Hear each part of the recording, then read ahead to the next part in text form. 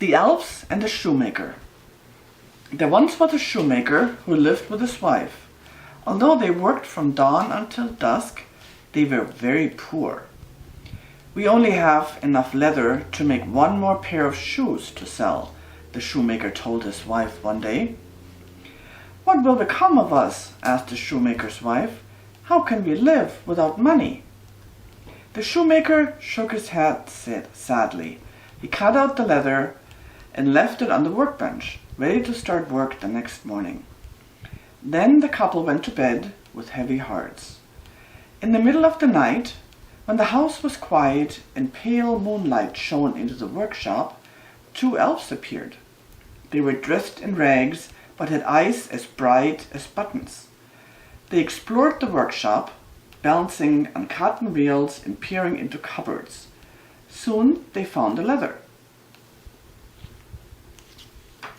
Elves are busy little creatures, and so they set to work at once, snipping and sewing. As they worked, they sang, "Busy little elves we are, working by the pale moonlight. While the humans are asleep, we are busy through the night." By dawn, the 2 little elves had finished their work and disappeared. When the shoemaker came to start work the next morning, he could not believe his eyes. There, on his workbench, was the finest pair of shoes he had ever seen. "The stitches are so delicate," he said as he showed his astonished wife the beautiful shoes. "I will place them in my window for everyone to see." Soon, a rich gentleman walked by the shop. He saw the stylish shoes and came inside. The rich gentleman tried on the shoes and they fit perfectly. He was so delighted that he gave the shoemaker twice the asking price. "I can buy more leather," said the shoemaker happily to his wife. That evening, the shoemaker cut out the leather for 2 more pairs of shoes. He left it on his workbench for the next morning. In the middle of the night, the 2 elves appeared again. They explored the workshop, climbed on the tools, and swinging from shoelaces. Soon they found the leather. The elves set to work at once, snipping and sewing. As they worked, they sang, "2 little elves we are, working by the pale moonlight. While the humans are asleep, we are busy through the night." By dawn, the 2 little elves had finished their work and disappeared. Once again, the shoemaker came into his workshop and found the shoes, neatly finished on his bench. The shoemaker placed them in his window. By now, the rich gentleman had told his friends about the shoemaker's fine work. The 2 pairs of shoes sold that same day for more money than the shoemaker could have ever dreamed of. The shoemaker now had enough money to buy leather to make 4 new pairs of shoes. "But who can be helping us?" asked the shoemaker's wife. That evening, the shoemaker cut out the leather for 4 more pairs of shoes.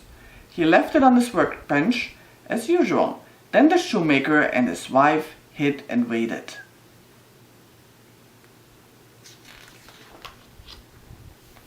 In the middle of the night, they watched in amazement as the 2 little elves appeared.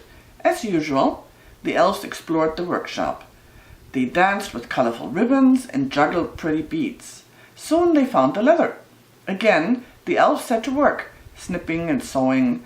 As they worked, they sang, "Busy little elves we are, working by the pale moonlight. While the humans are asleep, we are busy through the night." By dawn, the 2 little elves had finished their work and disappeared. "We must repay our little helpers for their kindness," said the shoemaker to his wife. The couple thought hard about what they could do to thank the elves. They were dressed in rags," said the shoemaker's wife. "Why don't we make them some fine new clothes?" Although they were now very busy in their shop, the shoemaker and his wife spent every spare moment they had making their gifts for the elves. They cut out fine cloth and leather and sewed tiny seams. Soon they had made 2 little pairs of trousers, 2 smart coats, 2 sturdy pairs of boots, and 2 warm woolly scarves. They placed the little outfits on the workbench for the elves to find.